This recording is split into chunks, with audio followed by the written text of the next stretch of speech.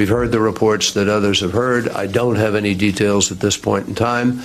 I hope there will be stability and peace and continuity within Turkey, but I have nothing to add with respect to what has transpired at this moment. Zudi, subsequently, President Obama has said that he hopes the democratically elected government will remain in power, or words to that effect. Do you believe this coup may in fact succeed? Well, it's hard to tell because, we keep, when you listen to what's happening, we tend to want to look at the military, JD, as one entity, when in fact, I will tell you, there's three entities in the military right now. One is the old secular guard, which was the Ataturk, sort of 80 years plus of secularism that were looked upon as the protectors of secular Turkey. The second is the Islamists that Erdogan, through his basically the Muslim Brotherhood of Turkey, the AKP, has tried to put into power, and while he weeds out the old secularists. The third is the Gulenists, which is the Hizmet movement, that is this sort of wild card, cultish, peri-Islamist movement that may be part of what's happening, in that it's sort of an intra-Islamist feud between the Gulenists, who've been getting more powerful, and the Erdogan AKP Islamist party. And it's sad to hear Kerry and President Obama sort of, the reason this is happening is they have just sort of let vacuums get filled in the Middle East. And we sort of saw the writing on the wall last week, where all of a sudden Erdogan seemed to be backing Assad, backing Russia. He seemed to have been backed into action when in fact he was probably on his way out a week ago. Well, let's talk some about what this means geopolitically to our allies. For example, NATO has had Turkey as a member for a long time. So is this more trouble for NATO? Well, the trouble for NATO is, in the short term, if you believe the ends justify the means, then ultimately this is probably better, because you'll see probably the military was getting sick and tired of Erdogan propping up ISIS, like you appropriately mentioned, helping the Islamists, defeating any secular hope of the revolution in Syria.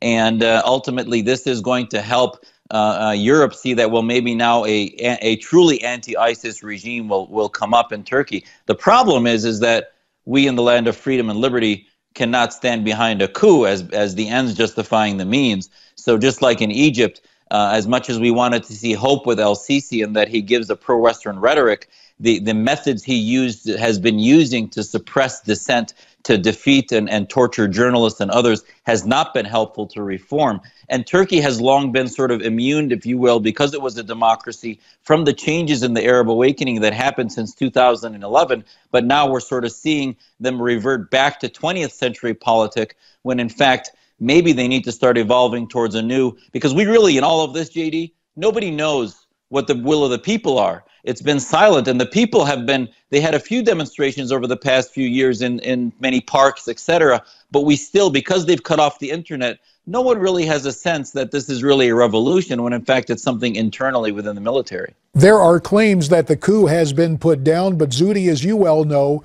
with the fog of war, the first casualty is truth. So it's very difficult to determine what is happening here.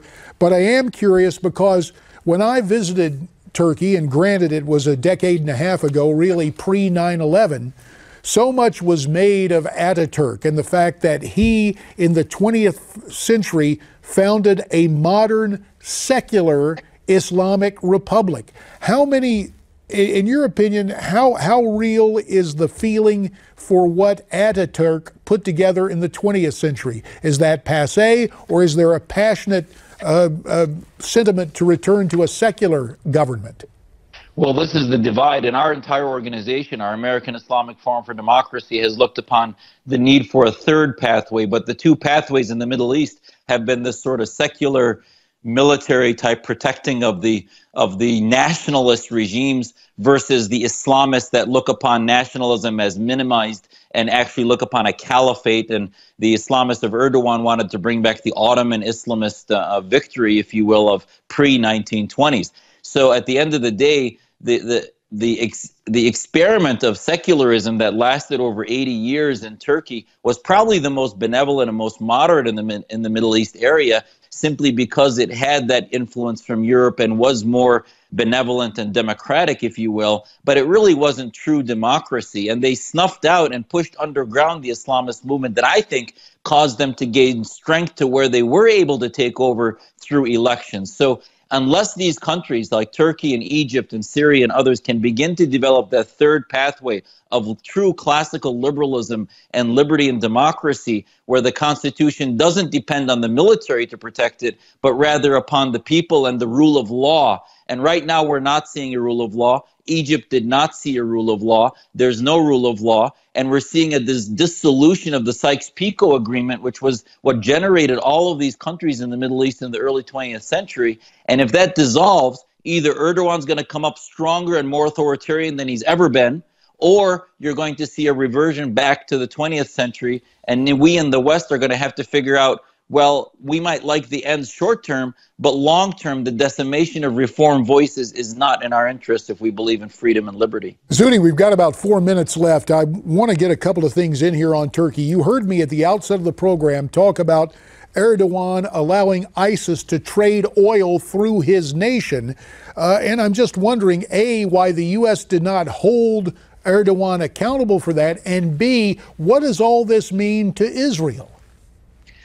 That's a great question. And this is why we are where we are, is because our President Obama and the powers that be just sort of let the Islamists take over and fill in vacuums. Not only did Turkey allow sale of oil to ISIS, until the sanctions against Iran were lifted, they were allowing Iran to buy oil through gold and other things that Turkey allowed them to subvert. So wherever you see the rise of political Islamist regimes in the Middle East, Turkey, Qatar, Saudi Arabia are the triangle that have been involved. So it really boded very poorly for Israel. And if anything, in the short term, this will be better for Israel because the secular military was more of a friend of Israel. We saw Erdogan helping Hamas and Muslim Brotherhood and other very anti-Semitic entities. But again, I would say that's a camouflage.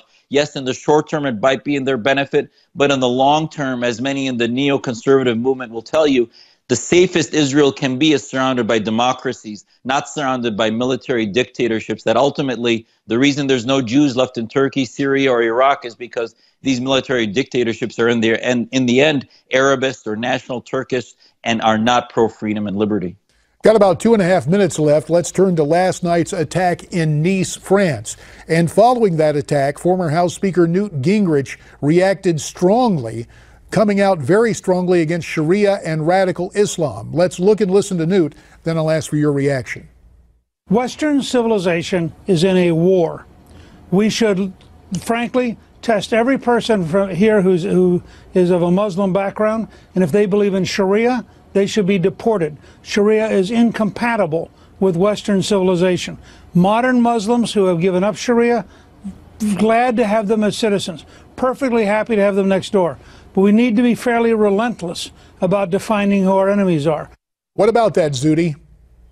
Well, I think he has the diagnosis right, which is what I've invested my life since 9/11 in trying to repair, is that the threat of Sharia, the threat of the Islamic states, the jihadist movement can only be exposed by exposing the legal instruments, which are the supremacist Islamic State, not only ISIS, but Saudi Arabia, Iran, etc. So he's 100% right.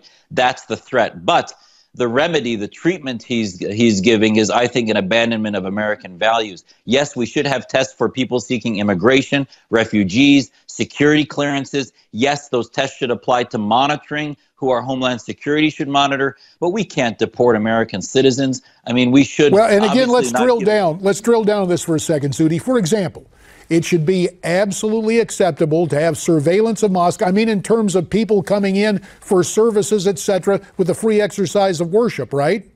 Absolutely, and that's why we've been losing this war. Is the precursor ideologies, JD, have been completely ignored because we're countering violent extremism instead of countering violent Islamism or Shariaism and the jihadism, if you will. So he's right on that. But to say that we're going to test sitting citizens and deport them, I mean, there are many unconstitutional organizations in America, like the Nazi Party, Communist Party, that we really treat by the antiseptic of sunlight, not by making them illegal and pushing them underground. And again, just to reiterate, you and I have talked about this before.